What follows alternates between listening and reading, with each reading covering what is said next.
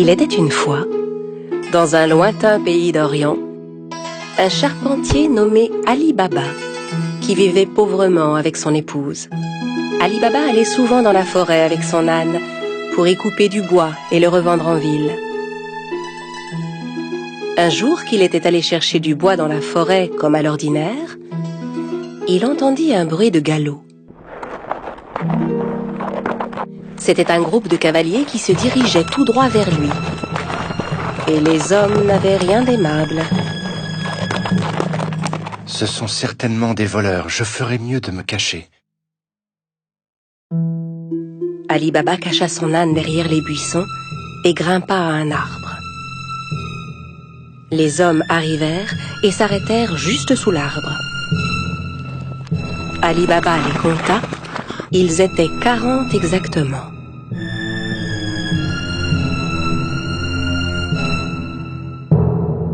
Les hommes déchargèrent les lourds sacs que portaient leurs chevaux. Et Ali Baba comprit alors que ces hommes étaient bien des voleurs. Le chef de la bande se dirigea vers un énorme rocher devant lequel il se mit à crier.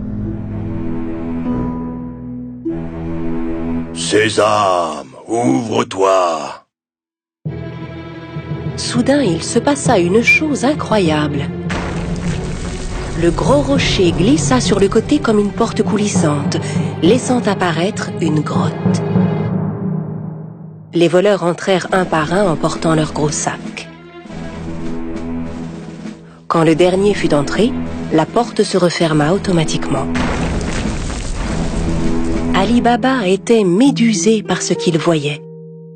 Au bout de quelques instants, le rocher s'ouvrit à nouveau et les voleurs ressortirent de la grotte. Quand le dernier fut dehors, le chef se tourna vers la porte et ordonna « Sésame, ferme-toi !» Le gros rocher se referma aussitôt et les cavaliers se remirent en selle et s'éloignèrent. Ali Baba descendit de son arbre et s'approcha à son tour du rocher. Il lança les mots qu'il avait entendus. Sésame, ouvre-toi! La porte s'ouvrit dans un grand bruit. Ali Baba entra d'un pas hésitant. Il fut ébloui de ce qu'il vit. La grotte était remplie d'or, d'argent, d'étoffes rares, de diamants et de pierres précieuses. Il regarda autour de lui, ramassa 3 sacs et sortit de la grotte. Puis il se retourna vers le rocher et lui adressa les mêmes mots que le chef des voleurs. Sésame, ferme-toi! Il chargea les sacs sur le dos de son âne et rentra chez lui. Arrivé à la maison, il montra les sacs à sa femme. Elle n'en croyait pas ses yeux et pensa qu'Ali Baba avait volé les sacs. « Où as-tu trouvé tout cet or ?» Ali Baba lui raconta alors tout ce qui s'était passé. Elle était si heureuse. Ils se mirent ensemble à vider les sacs. « Aide-moi à compter ça. Je veux savoir combien d'or nous avons. » Non, creusons plutôt un trou pour y enterrer cet or. « Va creuser le trou, j'irai demander une tasse à mesurer à ton frère Cassim. » Cassim, le frère d'Ali Baba, était un riche marchand, mais c'était un homme très cupide. Il n'avait jamais aidé Ali Baba, qui mit sa femme en garde. Très bien, mais ne lui parle surtout pas de l'or. Personne ne doit savoir. La femme se rendit chez Cassim pour lui emprunter une tasse à mesurer. Sachant qu'ils étaient très pauvres, Cassim lui demanda « Que veux-tu faire de cette tasse? Tu n'as pas d'argent à mesurer ?» La femme inventa alors un mensonge. Bien sûr, Cassim n'en crut pas un mot. Il mit discrètement un peu de miel sous la tasse avant de la confier à l'épouse d'Ali Baba. La femme rentra chez elle avec la tasse et commença à mesurer l'or. Puis quand ils eurent compté tout leur or, Ali Baba alla l'enterrer dans un grand trou. Quand tout l'or fut bien enterré, la femme d'Ali Baba rapporta la tasse chez son beau-frère. Elle n'avait pas remarqué que de l'or était resté collé sous la tasse. Quand Cassim reprit la tasse, il vérifia aussitôt dessous. En voyant que de l'or y était collé, il fut stupéfait.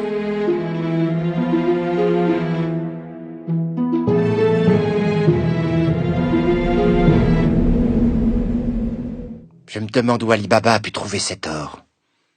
Cassim ne put pas dormir de la nuit. Le lendemain matin, il se leva et se rendit directement chez son frère Ali Baba pour lui montrer l'or collé sous la tasse. Ali Baba, d'où vient cet or? Je croyais que tu étais pauvre. Où l'as-tu trouvé? Ali Baba lui raconta tout et le pria de n'en parler à personne d'autre. Si tu ne me dis pas où se trouve cette grotte, je dirai aux voleurs ce que tu as fait. Mais, Cassim... Ali Baba savait que Cassim ferait ce qu'il disait. N'ayant pas d'autre choix, il conduisit son frère à la grotte. La grotte est juste derrière ce rocher. Maintenant, allons-nous-en d'ici. Les voleurs ne vont pas tarder à revenir.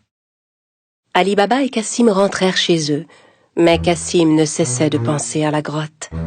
Il prit 2 chevaux avec lui et retourna à la grotte aussitôt. Arrivé devant l'entrée, il récita les mots qu'Ali Baba lui avait indiqués. « Sésame, ouvre-toi » Le gros rocher se mit à bouger et la grotte s'ouvrit. Cassim n'en croyait pas ses yeux. Il était fasciné par le spectacle qui s'offrait à lui, hypnotisé par tout l'or qui brillait. Le plus vite possible, il commença à remplir les sacs qu'il avait apportés avec tout l'or qu'il pouvait. Quand tous ces sacs furent pleins, il retourna vers la sortie. Mais la porte s'était refermée. Et malheureusement, il avait oublié les mots qu'il fallait dire. Il essaya toutes sortes de formules pour ouvrir la grotte.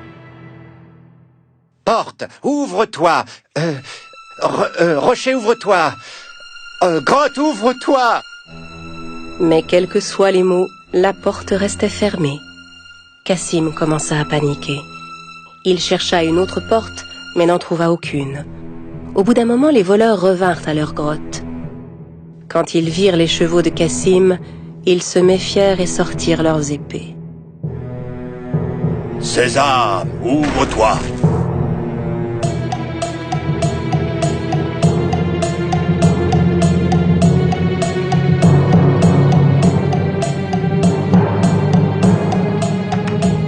En entrant dans la grotte, les voleurs s'emparèrent de Cassim et le punirent sur le champ. « Alors c'est donc lui le voleur qui nous a volé notre or » À la nuit tombée, ne voyant pas revenir Cassim, sa femme commença à s'inquiéter. Elle courut chez Ali Baba pour lui demander son aide. Ali Baba aussi était inquiet pour son frère. Il retourna à la grotte et vit les 2 chevaux qui attendaient devant la porte. Il comprit alors que son frère était à l'intérieur et qu'il s'était fait tuer par les voleurs. Il retourna voir sa belle-sœur et lui raconta tout. Ensemble, ils décidèrent de n'en parler à personne. Au bout de quelque temps, Ali Baba et son épouse vinrent s'installer dans la maison de Cassim. Ils s'occupaient de son commerce et aidaient à le faire prospérer. Leur fortune ne cessait de croître. Dans le même temps, le chef des voleurs se rendait compte que l'or caché dans sa grotte ne cessait de diminuer de jour en jour. Il ordonna donc à l'un de ses hommes de vérifier s'il ne voyait rien de suspect. « Va en ville, cherche s'il n'y a pas quelqu'un qui serait devenu soudainement riche et dépensier. Depuis quelque temps... » En se promenant dans les rues du marché, l'homme vit Ali Baba qui payait ses achats avec de l'or. Il le suivit jusque chez lui. Quand Ali Baba entra dans la maison, le voleur marqua sa porte. À la nuit tombée, la femme de Cassim sortit pour donner de l'eau fraîche aux animaux. C'est alors qu'elle remarqua la marque qui était sur sa porte. Elle comprit que la marque n'annonçait rien de bon. Elle prit un pot de peinture et marqua toutes les portes du voisinage.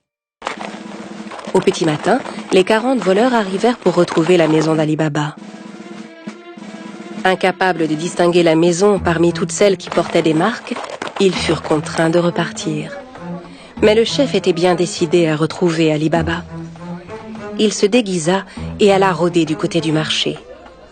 Il finit par retrouver Ali Baba et le suivit jusque chez lui. Quand il frappa à la porte, Ali Baba vint lui ouvrir.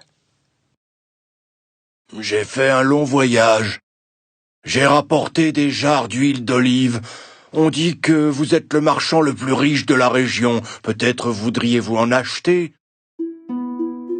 Ali Baba invita le chef des voleurs à venir dîner le soir même, pensant avoir affaire à un marchand.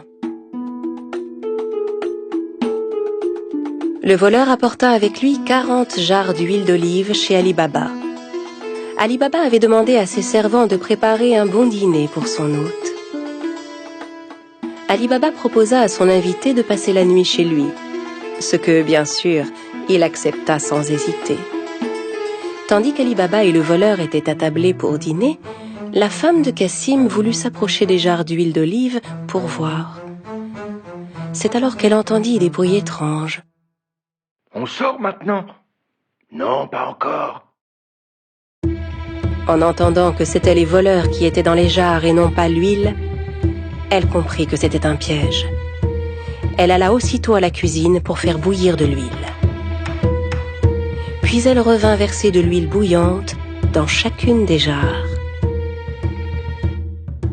Les voleurs ébouillantés s'efforçaient de garder le silence.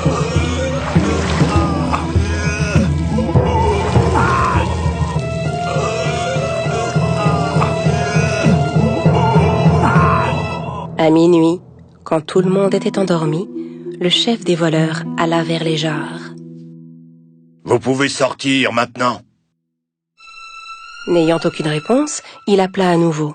« Les gars, vous dormez ?»